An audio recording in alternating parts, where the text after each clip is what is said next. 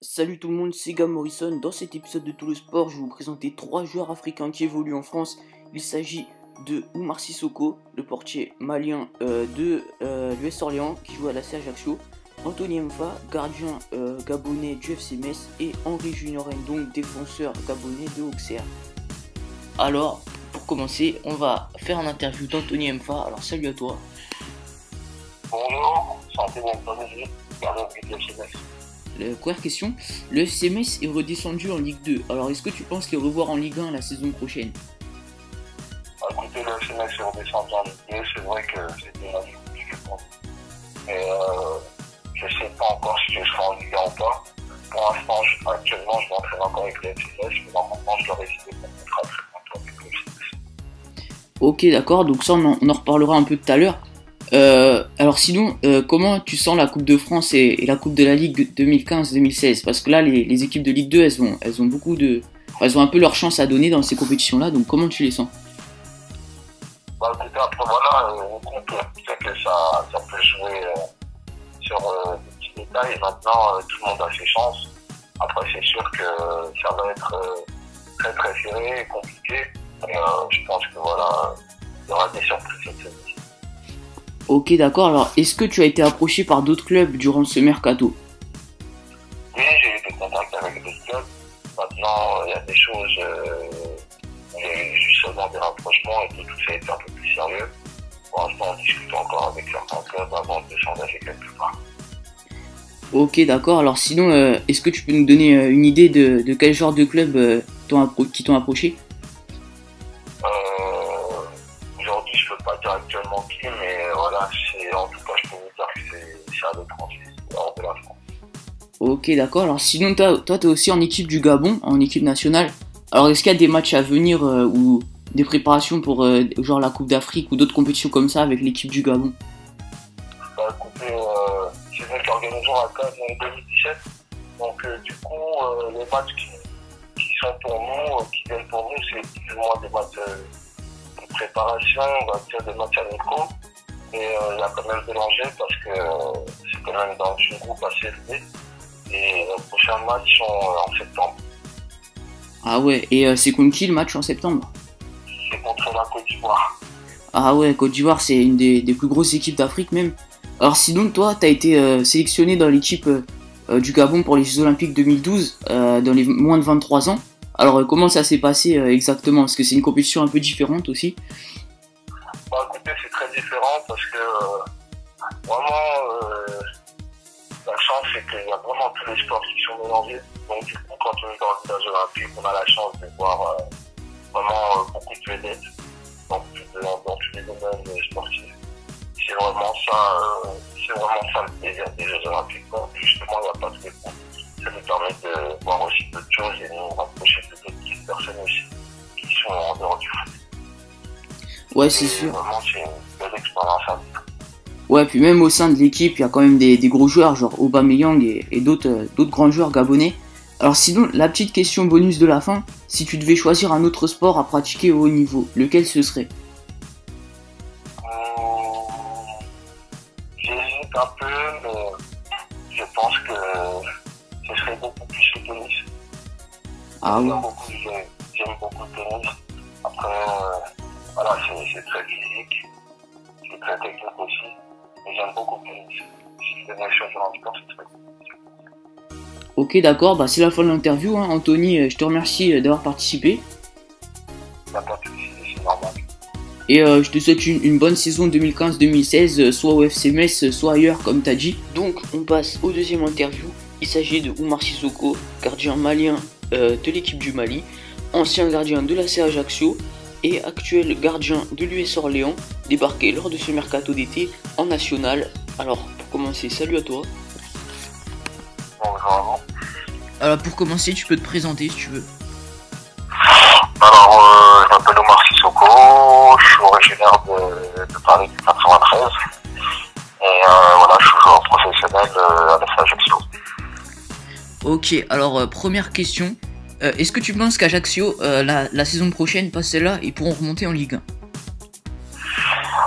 C'est sûr que, on va dire, cette année, on a eu une saison assez difficile avec pas mal de départs et de blessés. Donc là, on est toujours, on va dire, en lutte pour le maintien cette saison. Mais si on arrive à se maintenir, je pense que les dirigeants feront le nécessaire pour recruter où ça va marcher cette saison, pour pouvoir retrouver l'élite la saison d'après. Ok, alors ouais, toi tu joues en sélection du Mali aussi, faut préciser. Il y a eu la CAN, la Coupe d'Afrique en janvier. Toi t'as pas été pris, il me semble, non? Alors qu'est-ce que t'en penses? Non, bah en fait moi j'ai pas été retenu dans la liste des 23 du fait que j'étais blessé.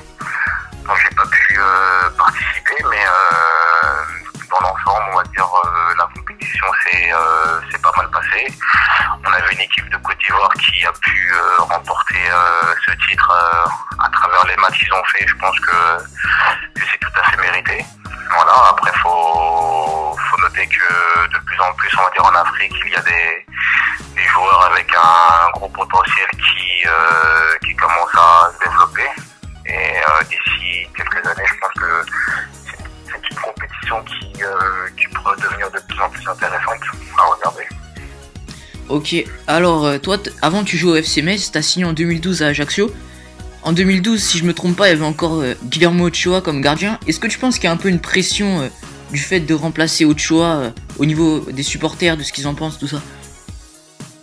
Après une pression, moi sur le plan personnel, non. Après c'est vrai que de venir supplémenter Guillermo Ochoa, voilà, c'est pas facile. Mais bon, aujourd'hui, voilà, je suis conscient de mes qualités, de mon potentiel. Maintenant, voilà, ça reste du football. Si je suis là, voilà, on va dire, ça fait plusieurs années que j'ai voulu dans le monde professionnel. Donc après, voilà, après ça reste en détail. Moi, on va dire, le meilleur de moi-même, c'est de me concentrer sur ce que j'ai à faire, d'être performant à chaque rencontre et gagner des points avec la Sage Ajaccio, tout simplement. Ouais, et sinon, est-ce que au sein de la sélection du Mali, ou même les joueurs maliens peut-être pas sélectionnés, tout ça, est-ce que tu as des noms de joueurs que tu as retenus, futurs espoirs qui pourraient percer genre en Ligue 1 ou dans les autres championnats? Non, que ce soit comme j'ai pu dire précédemment, que ce soit dans l'équipe malienne ou même dans d'autres nations, on va dire, africaines, il y a des joueurs qui ont un très gros potentiel. Après, voilà, c'est à eux de l'exploiter et de donner le meilleur de eux sur le terrain pour pouvoir être à 100%. Après, nous, avec la sélection, on a pas mal de jeunes joueurs qui sont déjà soit en Ligue 1 ou en Ligue française déjà, ou qui évoluent dans d'autres championnats, on va dire, européens. Donc ça prouve aussi que le niveau africain est élevé. Ok, d'accord. Et sinon, petite question sur l'actualité en ce moment. Au moment où on tourne l'interview, hier c'était la finale de la Coupe de la Ligue. Qu'est-ce que tu penses? Parce qu'il y a eu une petite polémique concernant Bastia avec le président de la Ligue. Tout ça, qu'est-ce que tu penses de tout ça? Non, après c'est sûr que à travers certains incidents qu'il y a pu avoir avec le club de Bastia ou autre, on va dire que ça a laissé quelques séquelles. Après voilà, ça reste du football. Je pense que tout le monde est plus ou moins, on va dire, logé à la même ancienne. Après, c'est vrai que par rapport à certains clubs, il y a un peu plus de préférence que d'autres. Après, voilà, faut faire abstraction de tout ça. Le plus important, c'est de prendre plaisir sur le terrain et tout ce qui est, on va dire, extra-football, voilà, c'est, on va dire, de pas trop se pencher dessus. Ouais, et sinon, la dernière question un peu à part. Si tu devais choisir un autre sport pour pratiquer au haut niveau, lequel tu choisirais, toi? Un autre sport pour le haut niveau, là, comme ça, peut-être le basket. Ok, d'accord. Le basket ou le hand. Ouais, c'est sûr, ça se rapproche assez du foot sur ce niveau-là. Sinon, ouais, c'est la fin de l'interview. Je remercie Oumar Sissoko d'avoir participé. Merci à toi. Et on passe donc au troisième et dernière interview de cette vidéo, c'est Henri Junior Ndong, joueur de l'AG Auxerre. Pour commencer, tu peux te présenter. Ouais, bonjour tout le monde, je m'appelle Henri Ndong, sociétaire de l'AG Auxerre, oui. Et donc déjà, pour commencer, première question, comment as-tu senti la dernière saison de Ligue 2?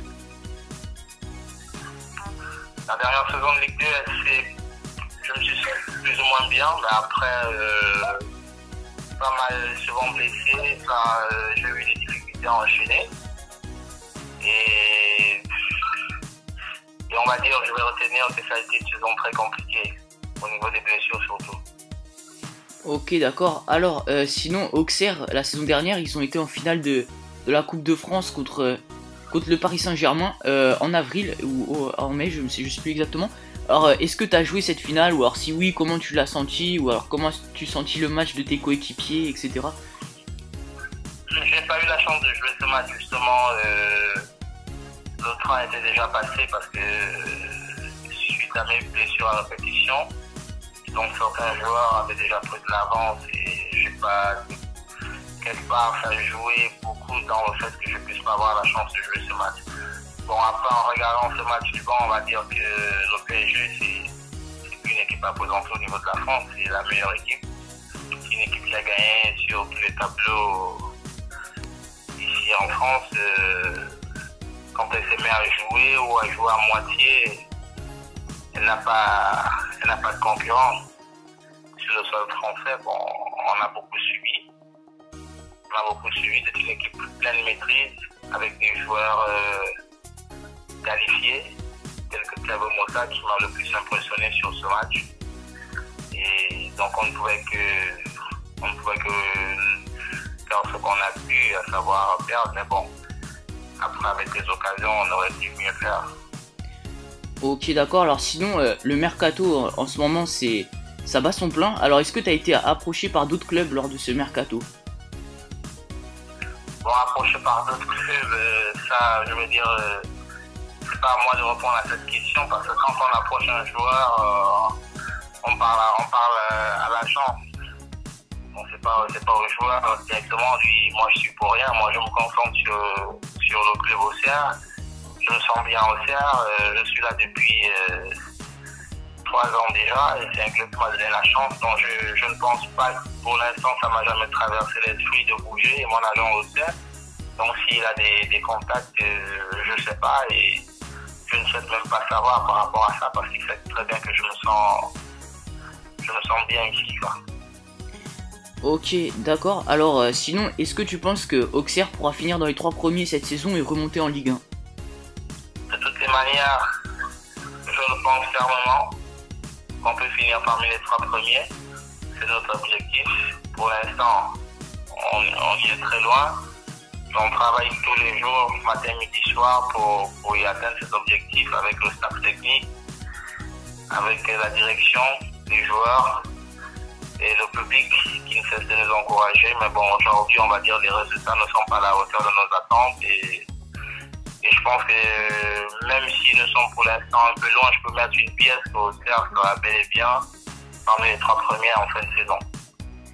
Ok, d'accord. Alors, sinon, est-ce que tu penses que l'arrivée d'un gardien qui a connu la Ligue 1 comme Zachary Boucher, ça pourrait aider la J Auxerre justement à finir dans les 3 premiers cette saison? Oui, Zachary Boucher, c'était un très bon gardien. Aujourd'hui, on voit que depuis qu'il est là, on voit le plus qu'il apporte au collectif. On voit que son passage en Ligue 1 ne l'a pas laissé intact par rapport, il a acquis un peu plus d'expérience, un peu plus de malice. Et bon, je ne l'ai pas connu avant, mais pour ceux qui l'ont connu le disent, il y a certaines aspects qui sortent, telles que la communication. Il parle beaucoup dans le vestiaire, il essaye de nous parler. C'est un plus sur le terrain et en dehors. Ça ne peut qu'apporter, ça peut être bien pour l'équipe et pour le groupe en général, quoi.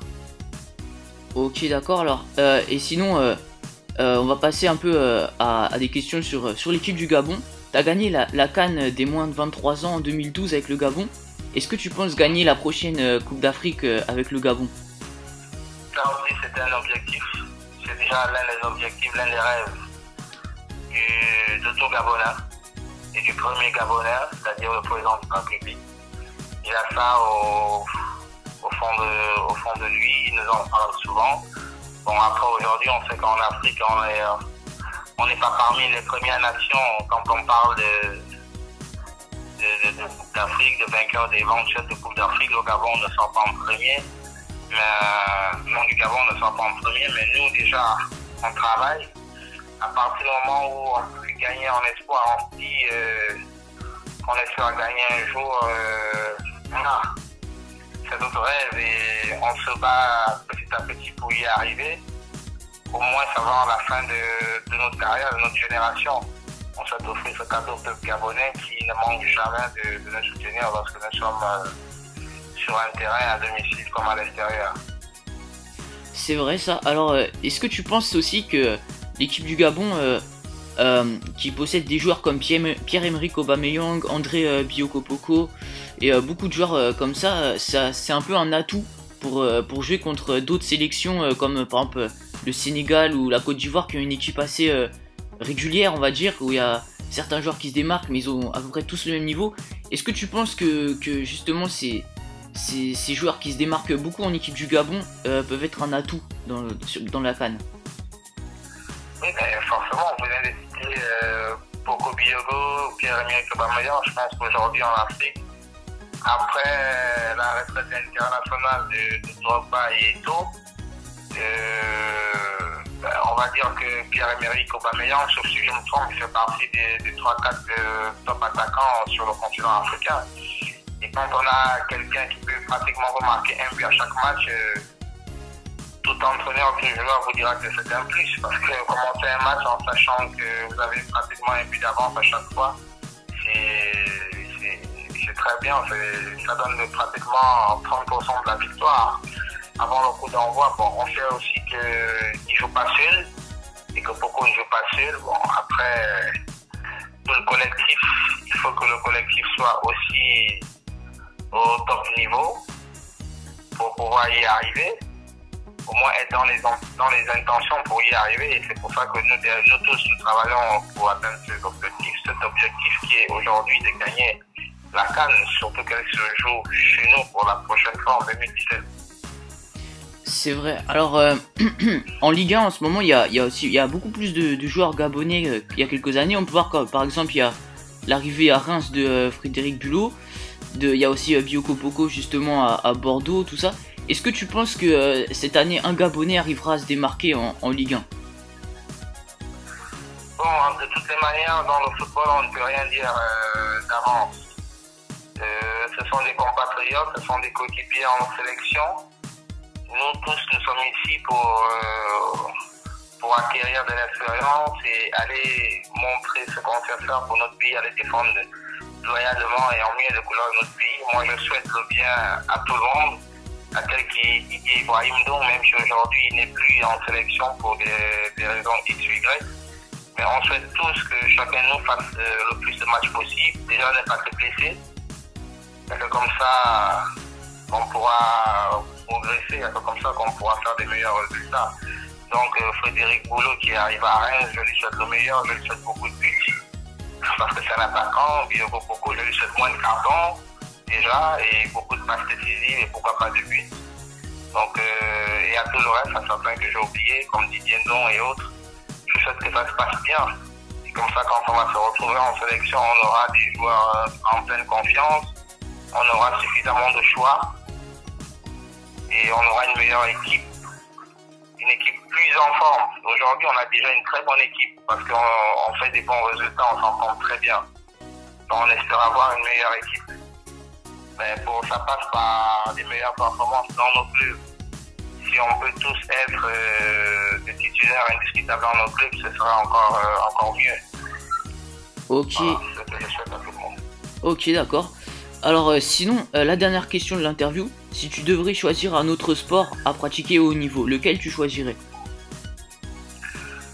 Si je choisirais un autre sport à pratiquer au haut niveau, question un peu difficile parce que j'ai jamais eu la possibilité de tester un autre sport. Par contre, si je pouvais être entraîneur dans un autre sport, oui, j'ai un choix, mais pratiquer un autre sport, j'ai jamais réfléchi à ça, ça m'est jamais traversé l'esprit, mais j'ai déjà, en regardant à la télé, aucun autre sport ne m'a encore plu pour l'instant. pour le pratiquer. J'ai jamais pensé à ça, mais j'ai déjà pensé à pratiquer, à coacher, si tu veux, à manager quelqu'un dans un autre sport. Ça, j'ai déjà pensé, j'en rigole même souvent, mais à pratiquer, non. Et ce serait quel sport justement que t'aimerais coacher? Ben, c'est la boxe. Ah ouais, la boxe. En plus... Ouais, la boxe parce que simplement, je me dis en rigolant que le boxeur, si je l'appelle pour qu'il vienne à l'entraînement, s'il ne veut pas venir, ben, pour le ring, c'est lui qui se prend des boules, quoi. Ouais, c'est sûr. Donc, Henri, je te remercie de ta participation, hein. Merci à toi. D'accord, merci, c'est gentil. À vous aussi. À bientôt. À bientôt tout le monde.